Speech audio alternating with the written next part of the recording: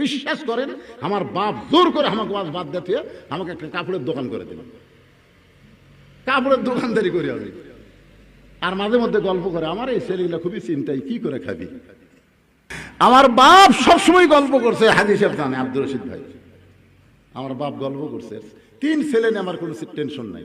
2 কলেজের প্রফেসর, একটা primary headmaster, এই মৌলবি খেলে আমার টেনশন, কি করে খাবি।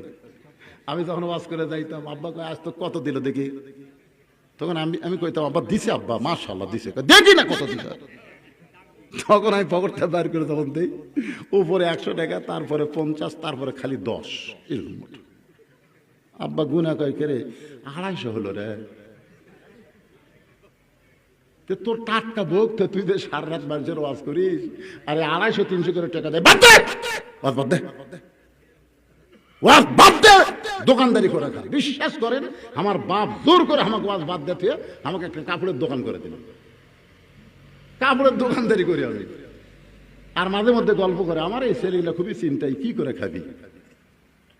আলপনা দরবার শরীফে আল্লাহর ওলি মোহাম্মদ আলী ফরিদি রহমতুল্লাহ আলাইহি যেদিন দুনিয়া থেকে বিদায় নিলেন, আমি তার জানাজার নামাজ পড়বে আইছিলাম। ওই ঘুরে ঘুরে তার দেহ দেখাচ্ছে, ঘুরে ঘুরে, মানে হাজার হাজার মানুষ, তো লক্ষাধিক মানুষ এখন তাকে দেখবে, তার সোনার চেহারাটা দেখবে, এরা দেখবার যা ঘুরে ঘুরে যিনি দেখাচ্ছেন তিনি হচ্ছেন রসমনা হায়দারি হুজুর, উনি মারা গেছে, ওনার বাড়ি হচ্ছে ইরশুদ্দিন। এরকম ঘুরে ঘুরে দেখাচ্ছে।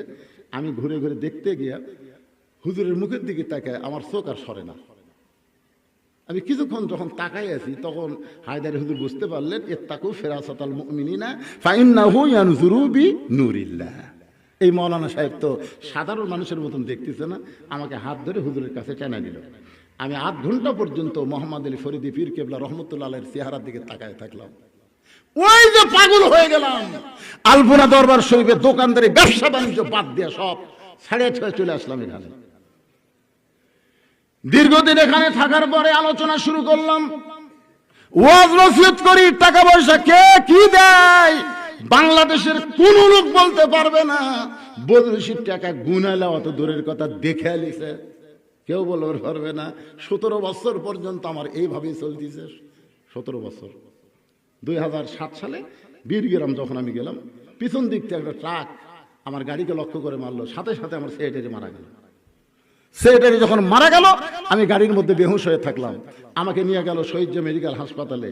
আমার সেক্রেটারি মারা গেছে, আমার গায়ের যে চাদর সেরে দেওয়ার লাশ ঠেকাতেছে, গোটা এলাকা আমার খবর হয়ে গেল বদরশিদ মারা গেছে। সবাই আমার নাম ইন্নালিল্লাহ পড়লো। আমার বাড়িতে কেউ মাইক্রোলিয়া, সিনজেলিয়া, টেক্সিলিয়া সবাই চলে গেছে। আমি আছি মানে শহীদ মেডিকেল হাসপাতাল।